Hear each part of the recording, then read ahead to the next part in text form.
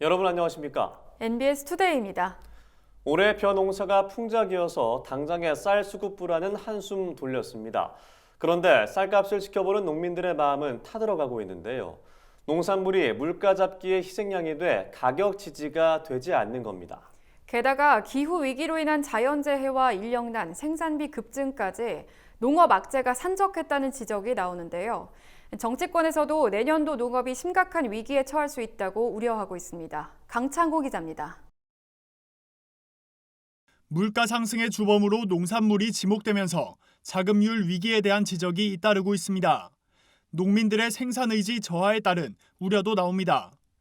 특히 쌀의 경우 올해 풍작으로 당장의 수급 불안 위기는 넘겼지만 쌀값의 지속적인 하락이 예측되며 내년도는 장담할 수 없는 상황입니다.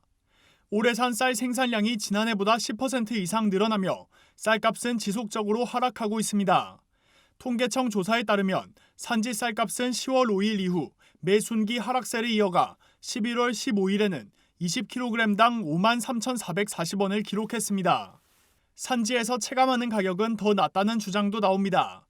아직 수매가를 정하지 않은 RPC가 많아 통계청 조사에는 경기, 강원 등 가격이 높게 형성된 지역의 영향이 크게 반영된다는 겁니다. 강원이나 경기 지역이 이제 벼수매가를 거의 10% 정도 올렸었거든요. 그러다 보니까 이제 원료를 좀 비싸게 샀으니까 그것 때문에 좀 쌀 가격이 좀 높게 형성됐던 그 영향이 좀 있었던 것 같고요. 하지만 정부는 물가 안정이란 명목으로 쌀 시장 격리 등 가격 지지 정책을 고려하지 않는 것으로 알려졌습니다. 이에 내년도 쌀 자급률에 대한 우려도 나오고 있습니다. 현재 쌀이 국내 식량 작물 중 유일하게 자급이 가능하지만 자급률은 감소하고 있는 실정입니다. 2015년 101%였던 쌀 자급률은 2020년 92.8%로 하락했습니다. 최악의 어떤 대책을 만들어 놓고, 그러니까 기점을 만들어 놓고 그거에 맞는 이제 생산량이라든지 어떤 안정적인 식량 공급을 만들어야 된다라고 얘기해 왔기 때문에 그 부분에 대해서는 저희는 계속적으로 요구를 좀 하고 있는 부분입니다. 생산비 부담도 농가들의 어려움을 가중시키고 있습니다. 인건비와 비료 등 자재비가 끝없이 오르고 있기 때문입니다. 외국인 근로자 입국이 제한되며 폭등한 농촌 인건비는 내년에도 이어질 것으로 전망됩니다. 최근 코로나19 확진자 수가 전 세계적으로 늘어나는 추세이기에 안정적인 외국인 근로자 공급이 이뤄질 수 있을지 미지수입니다.